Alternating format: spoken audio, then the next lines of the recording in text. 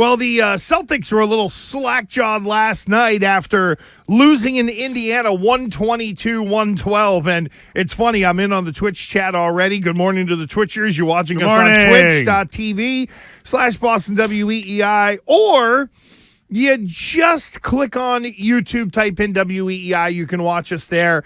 Texters are 37937, and you listening on the Odyssey app. I already see a couple of comments in the Twitch chat.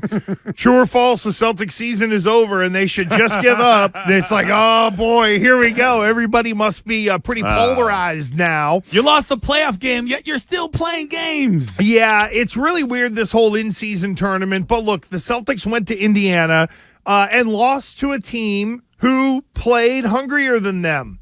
And there are some numbers that go the Celtics' way, Christian, in terms of how the Pacers are a tough matchup for the Celtics in at least one way, and we will get to that.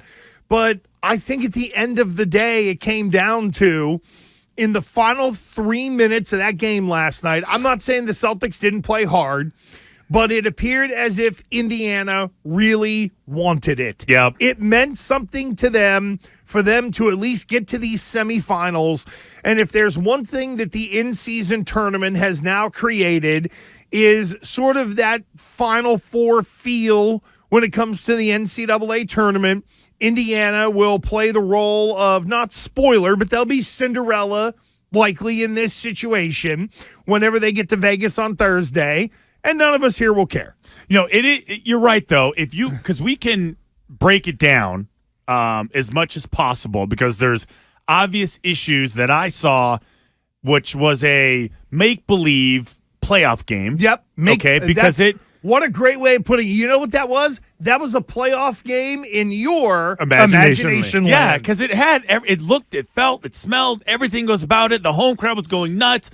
And you're right. Like, if you really just want to just break it down to its purest form, like, what would Craig Breslow, how would he explain it? I'm like, by the way, no. It was, they looked hungry. Yeah. It looked like this was, they needed validation. Exactly. So they went out and they got it. Because I can sit there and say, okay, well, the same issues that plague the Celtics in every loss and really any playoff series that of any sort of meaning, any meaningful game of the playoffs, always comes down to, in my opinion, three things: turnovers, terrible three-point shooting. Okay, they come out of halftime flat, lazy, disinterested, and what should I say? Yeah, and too many threes in third quarter. So those three things, and the proof is in the stats and in the numbers, and we can get to them or not. It doesn't matter, because I think Terp did a great job. If you go to Odyssey.com, WEEI, like, he did a great little breakdown, and I'm proud of Terp for really digging deep into the numbers. Well, there is the third quarter was a problem, yet it's a tie game with 3 minutes to go. And that's why, for me, the third quarter is almost like a side discussion, because you hate to say it, that is becoming something that is consistent with this team. Remember, we've talked about the Patriots even a little bit yesterday. They've learned how to lose. They find different ways to now lose, and it started last year. So I think the third quarter discussion is definitely something that is, to me, an overall team-related issue that's got to get cleaned up independent of today. To me, last night was about effort and intensity. And the Celtics just got out-efforted in the final 2.5 minutes or 3 minutes of this game when they clawed their way back into, I think they might have even had like a 1-point lead. Like, again, it was going back and forth there in that fourth quarter. This is the one that stood out to me because it doesn't correlate, right? And Sean Grandy, radio voice of the Celtics, had this. Boston was plus 15 in the rebounding margin on Monday night, Christian, and they lost. If you go back to January of 2020, pre-pandemic, the Celtics have now won 50 of 52 when they're out-rebounding teams by double digits. So they out-rebound teams by double digits. They are 50-2. Do you know the two losses have come to? The Pacers both times.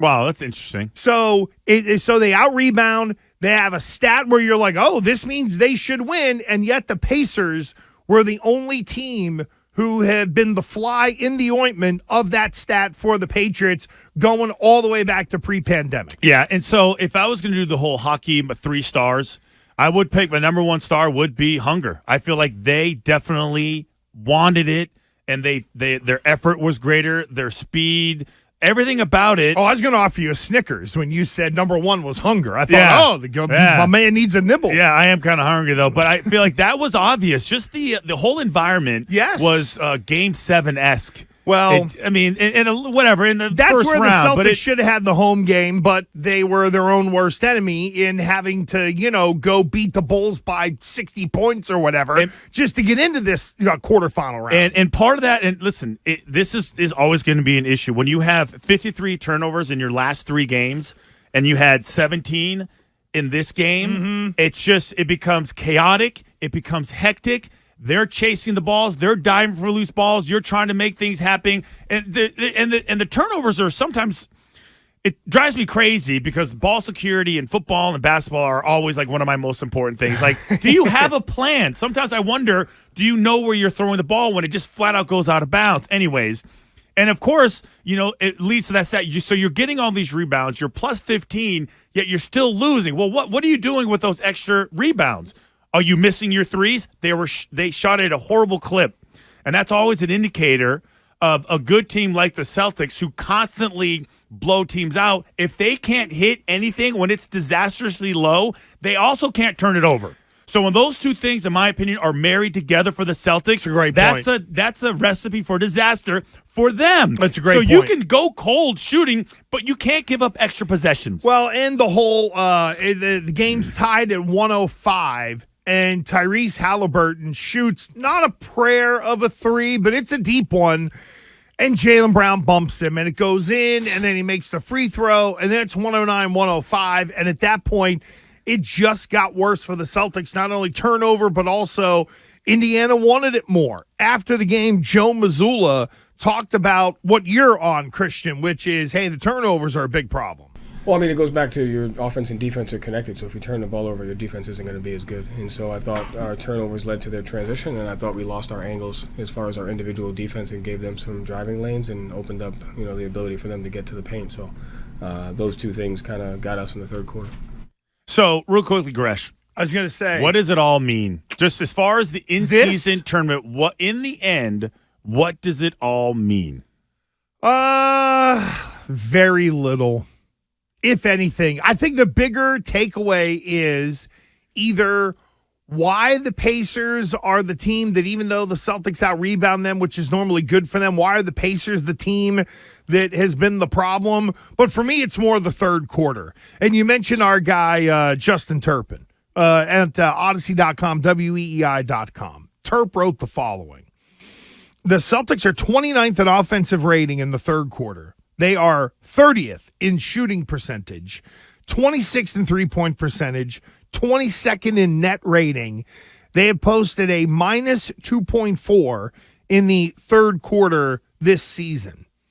And in their 5 losses this season, the Celtics are being outscored 140-99 in the third quarter, and their shooting percentage goes down. Why is that? Is that a focus, effort, and intensity thing? No. And now, is it something that needs to be nipped in the bud? In the words of the great Theo Epstein, who I once called Das Wunderkind because he's the young guy with all the answers. Whenever they made the trade and they sent Nomar Garcia pop-up out of town and they reshuffled the roster, Theo Epstein used the phrase fatal flaw, and that's what they were fixing.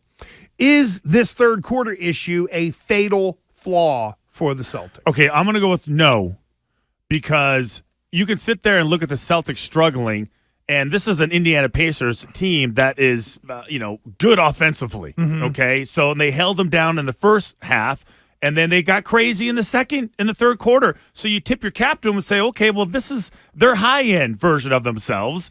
So you reset, and then you kind of chip away at it. But you can, but you just can't give them more opportunities. So I say third quarter issues, would like to see it kind of fixed. I don't think that's their fatal flaw. I think their fatal flaw is when they just turn it freaking over. That to me is it, and especially inside 2 minutes when you just don't even get a shot off. How about more turnovers than made threes? 17 turnovers, 12 made threes last night. I think that is their fatal flaw. It's been Jaylen Brown's. It's been the one constant for any big-time loss. Now, what's it all mean as far as this in-season tournament? Absolutely nothing. Nothing. What is Indiana going to come to as their resume? And, oh, by the way, we won the in-season tournament. Like, by the time, March comes around, no one's going to care. Agreed completely. Except your bank account. I was surprised to hear Jason Tatum be so down in the dumps after losing this. We will have to revisit that at some point.